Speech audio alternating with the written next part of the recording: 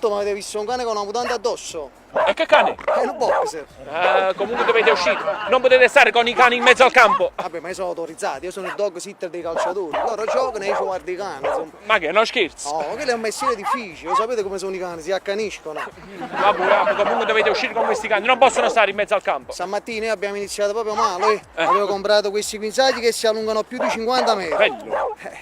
L'ho provato al cane di Amsic, ma il problema è che il guinzaglio tengo qua, ma il cane a due caspita sta, si è perso. Avete perso il cane?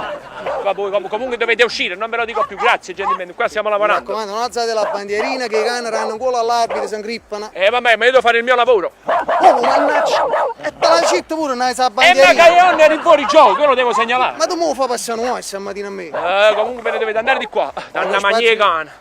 No, ma no, quale mangia i cani? Chi li sono i cani che mi fanno mangiare a me? Forse non hai capito come è cane. Comunque spargi la voce, Sì. c'è Sarri che si vende il cane. Il cane? È un incrocio tra un San Bernardo e un Massino napoletano. E che razza è? E guarda, assomiglia a San Bernardo, solo che nel fiaschetto invece del whisky te ne viene che per come. Vabbè, comunque sto lavorando, gentlemen, allontanatevi, Sì, ma... Oh!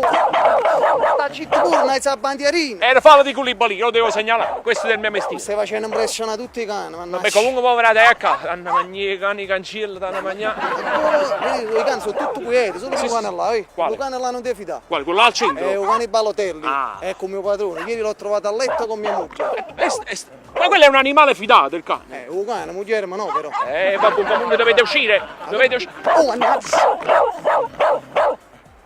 Arbitro, invasione can!